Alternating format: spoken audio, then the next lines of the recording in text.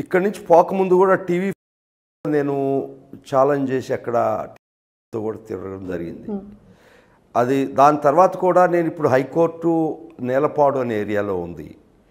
Daily విజయ గుంటూరు నుంచి తాడేపల్లి నుంచి నేను డైలీ పోవాల్సి వచ్చిన పరిస్థితి. నాకు అక్కడికి అమరావతి ఏమవుపడదు, కానీ ఇది భ్రమరావతిగా చంద్రబాబు చిత్రీకరించాడేమని ఖచ్చితంగా నా మనసులో మాట చెప్పక తప్పదు. రైతుల దగ్గర నుంచి బలవంతంగా భ్రమపెట్టి 33,000 ఎకరాలు ల్యాండ్ పూలింగ్ చేశాడు.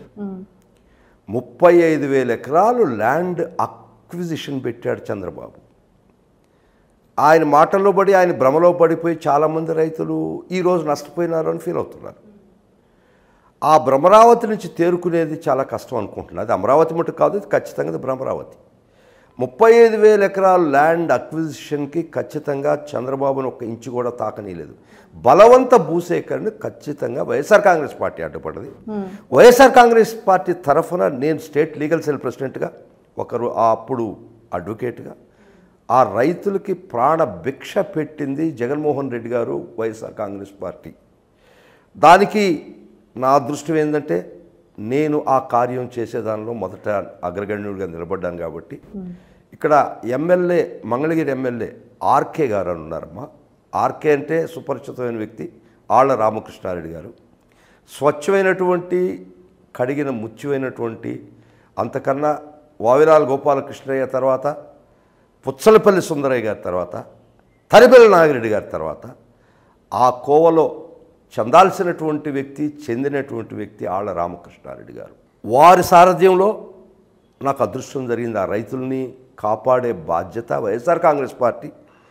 జగనన్న రామకృష్ణారెడ్డిని పిలిచి ఈ రైతులు బలవంత భూసేకరణ చేస్తున్నారు, ఇది అన్యాయం, అక్రమం, దుర్మార్గం, మీరు ఖచ్చితంగా దీన్ని ఆపడానికి ప్రయత్నించండి అని జగన్మోహన్ రెడ్డి గారు మాకు ఇచ్చిన ఆదేశాలను అనుసరించి ఆళ్ల రామకృష్ణారెడ్డి గారి సారథ్యంలో నేను అర్జునుడిగా బాణం వేయడం జరిగింది.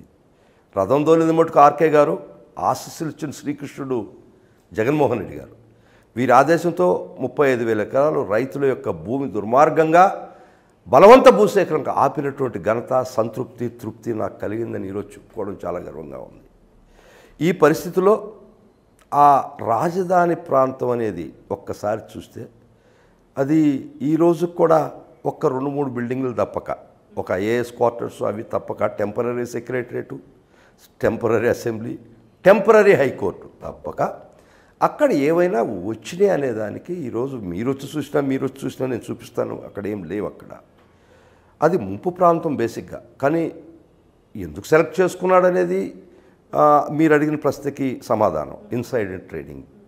ఇన్సైడర్ ట్రేడింగ్ అనేది తన ముందర నూజివీడు ప్రాంతంలో రాజధానిని పెట్టి పుకార్లు పుట్టించి చాలామందిని రాజధాని ప్రాంతంలో భూములు కొని, ఆ నూజివీడు ప్రాంతంలో భూములు కొనిచ్చి కొంతమంది ఆత్మహత్యలు కూడా చేసుకున్నారు.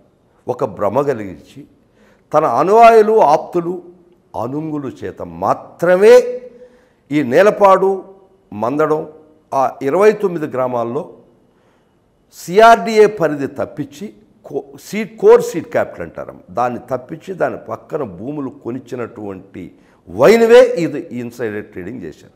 చెప్పమనండి ఈరోజు కాదని. అంతకుముందు మున్సిపల్ శాఖ మంత్రి నారాయణకి ఈరోజు 50 ఎకరాలు నాకు తెలిసి ఇంకా పైన ఉందా లేదా, ఆయన ఎట్ట కొన్నాడు అక్కడ, రాజధాని ప్రాంతం అది కాదని తెలిస్తే అతను ఎందుకు కొన్నాడు? ఖచ్చితంగా వాళ్ళకి రాజధాని ప్రాంతం అక్కడ వస్తుందని తెలుసు, రాజధాని పరిధులు తెలుసు, సిఆర్డిఏ పరిధులు తెలుసు. కాబట్టే అక్కడ దాని చుట్టుపక్కల ఎన్సర్కిల్ చేసుకున్నటువంటి వైనం నిజమా కాదా? సుజా చౌదరి గారిని చెప్పానండి, సీఎం రమేష్ని చెప్పానండి, ముఖ్యంగా నారాయణ గారిని చెప్పండి, మున్సిపల్ శాఖ మంత్రి. ఆ రోజు వారు ఎట్టగొన్నారమ్మా ఇన్సైడర్ ట్రేడింగ్, వాళ్ళకి ఇన్ఫర్మేషన్ లేనిదే, చంద్రబాబు ఉప్పందించిందే, చంద్రబాబు అనుయాయులు ఇప్పుడు లింగమనేని రమేష్ వారు ఎట్టగొంటారమ్మా అక్కడ పొలాలు. కాబట్టి ఇన్సైడర్ ట్రేడింగ్ చాలా దుర్మార్గంగా జరిగింది. దీనికి ఖచ్చితంగా వీళ్ళు ఏదో ఒక రోజు జవాబు చెప్పాల్సినటువంటి పరిస్థితి ఉంటుంది. ఓకే సార్, అంటే ఇన్సైడర్ ట్రేడింగ్ జరిగింది, మరి ఇది తప్పు. సో చంద్రబాబు నాయుడు ఈ విషయంలో జైలుకి పోతాడా లేదంటే ఏంటి? ఈ ప్రశ్నకు జవాబు చెప్పే ముందర జగనన్న మనోభావం ఒకసారి ఆవిష్కరిస్తే తెలుస్తుంది.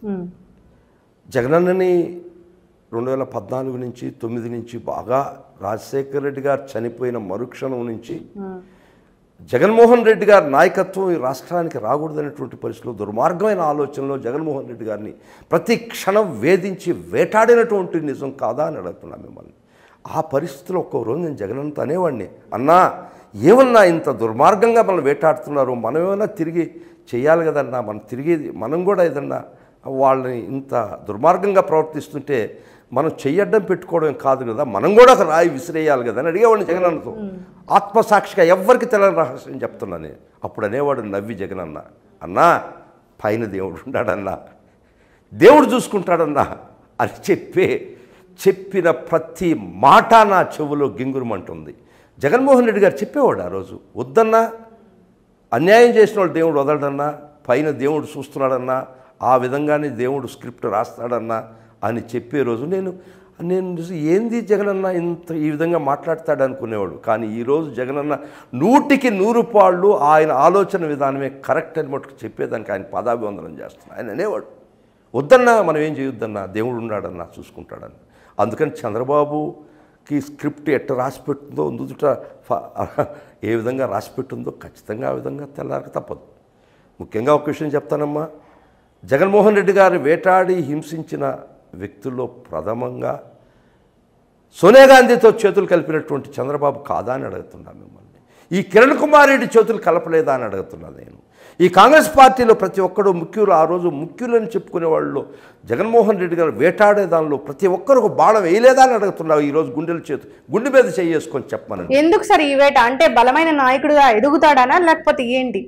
ఆంధ్ర రాష్ట్రానికి ఖచ్చితంగా మొగోడు జగన్మోహన్ రెడ్డి నాయకుడు అవుతాడని సోనియా గాంధీకి చాలా బాగా తెలుసు. ముఖ్యంగా కాంగ్రెస్ పార్టీ సంగతి మీరు విశ్లేషించదలుచుకుంటే, ఏ బలమైన నాయకుడిని ఎక్కడైనా ఎదగనిచ్చారా కాంగ్రెస్ పార్టీలో? ఒక్క గాంధీ కుటుంబం తప్పక దేశంలో ఏ బలమైన నాయకుడిని కాంగ్రెస్ పార్టీ ఎదగనిచ్చిందా? ఒరిస్సాలో బిజు పట్నాయక్ని కానీ, రకరకాల కాంగ్రెస్ పార్టీలో చీలిపోయి వచ్చిన వాళ్ళు వీళ్ళందరూ, నవీన్ పట్నాయక్ ఫాదర్, వారిని ఏ కాంగ్రెస్ పార్టీ నువ్వు బలవంతుడని కాంగ్రెస్ పార్టీకి తెలిసిన మరుక్షణం నీ మీద గొడ్డలు వేయలేదా?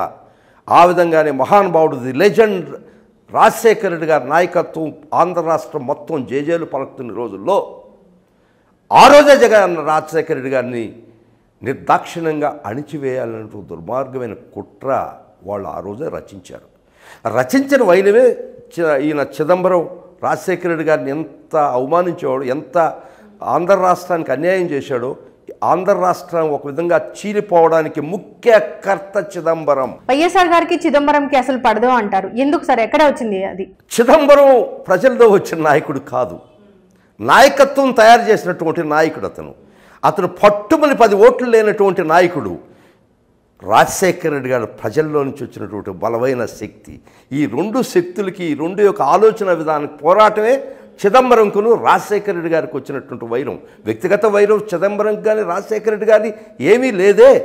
ఒక బలమైన నాయకుడు ఆంధ్ర రాష్ట్రం నుంచి ఉద్భవించి విరాజిల్లడం చిదంబరంకి ఏ విధంగా ఇష్టం లేదు. ముఖ్యంగా ఇంకొకటి చెప్తానమ్మా, ఆంధ్ర రాష్ట్రం కలిసి ఉంటే సౌత్ ఇండియాలో కాబోయే అద్భుతమైనటువంటి చాలా శక్తివంతమైన రాష్ట్రంగా ఇది తయారవుద్దని ఒక దుర్మార్గమైన ఆలోచన చిదంబరం మదిలో కలిగింది. కాబట్టే ఇంకా ఆంధ్రాను ముక్కలు చేసేస్తే తమిళనాడు ఖచ్చితంగా పెద్ద రాష్ట్రం అవుద్ది ఇక్కడ.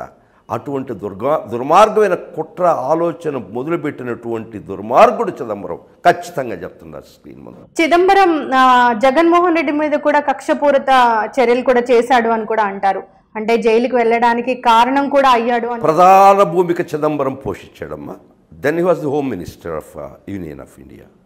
ఎంతవరకు కొంతవరకు తెలియదు, కానీ నాకు అందిన సమాచారం జగన్మోహన్ రెడ్డి గారి మీద రాసినటువంటి ఎఫ్ఐఆర్ రచయిత కూడా చిదంబరమే. ఎవరు అవునన్నా కాదన్నా నా మనసులో మాట చెప్తున్నా.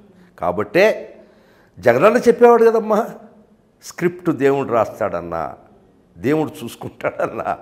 అందుకనే ఈరోజు చిదంబరం వాళ్ళ కొడుకు ఈరోజు జైలు పాలైనటువంటి పరిస్థితి. తప్పదు జగన్మోహన్ రెడ్డి గారిని ఎవ్వరు ఒక్కోరినొక్కోరు తీసుకున్నామమ్మా. శంకర్రావు గతి ఏమైందమ్మా? భగవంతుడు చూసుకున్నాడా లేదా? పిచ్చోడైపోయాడు ఆఖరికి. ఎర్రవనాయుడు, అశోక్ గజపతిరాజు వీళ్ళు ఇంప్లీడ్ అయినారు ఆ కేసులో. జగన్మోహన్ రెడ్డి గారి మీద శంకర్రావు వేసినటువంటి పిటిషన్ ఒక లెటర్ని సువోమోటోగా పిల్గా తీసుకున్నప్పుడు వీళ్ళు ఇంప్లీడ్ అయినారు. ఏమైనారమ్మా ఈరోజు వాళ్ళు? జగన్మోహన్ రెడ్డి గారు చెప్పింది నిజం కాదా అమ్మా? దేవుడు చూస్తున్నాడు, చూశాడు కూడా. దానిలో ప్రధాన భూమిక పోషించినటువంటి చంద్రబాబుకు కూడా దేవుడు వదలతాడని మటుకు నేను అనుకోను. ఖచ్చితంగా వదలడు భగవంతుడు.